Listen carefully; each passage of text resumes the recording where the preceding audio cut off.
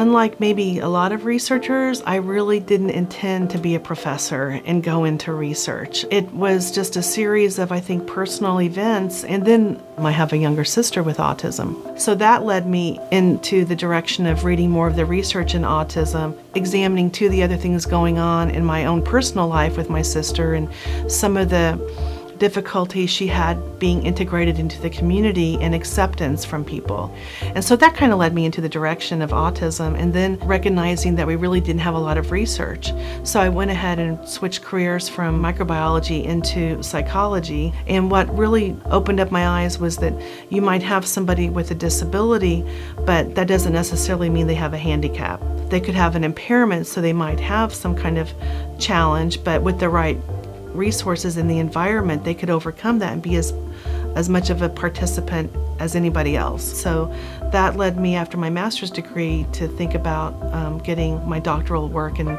really pursuing more research. My research questions were really based on what I've observed, my personal experiences, my clinical experiences, my work with families, my experiences in trying to help teachers, trying to help service providers, and starting to step back and say, okay, you know, what's really missing here that we need to help fill some of these gaps? I'm really interested in how we improve services and how do we measure the effectiveness of our services. So my current research with the collaborative model for promoting competence and success, that's what our program's called, which stands for COMPASS, is really focused on trying to work with parents and teachers to develop meaningful goals for that child with autism, develop intervention plans based on the goals, and then to support that teacher in the implementation of those plans, and then to compare outcomes based on children who have COMPASS and those who do not. Our first 2 randomized controlled trials on COMPASS were conducted with children between 3 and 8 years of age, and now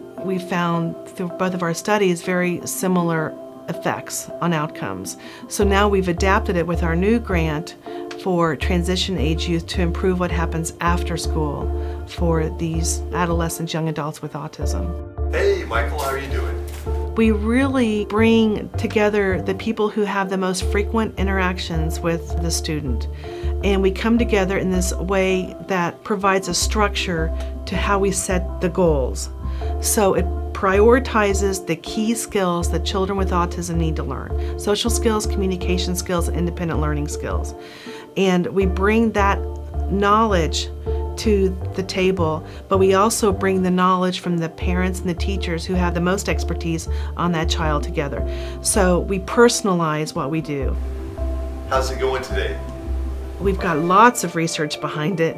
Now, how do we get it out there? How do we communicate about it? And how do we really make this happen as part of usual practice? So that's where I'm focused now, is in the next couple of years, is trying to get that going. What are you doing after school today? Do you have to work today? Oh yeah, I do. Do you? To see people gain their own, confidence, or for them to feel successful is, what's most satisfying. Seeing that difference, seeing that a difference is being made in the families' lives. And we hope that as a result of our work, that families feel connected, that individuals with autism feel connected, that, we're building up those environmental supports, and families and individuals feel more confident in asking for what they need. And it's not the work I'm doing, it's the work that the families and the teachers are doing. I'm here to support them. Having the personal connection to autism and seeing the need for advocacy, that has really, I think, been the motivation. So in a way, for me, research has become advocacy. So if we can show that this is a way to help children and families lead better lives, then perhaps this can help guide some of our policies, and it's my way to contribute to the advocacy. So that kind of keeps me going.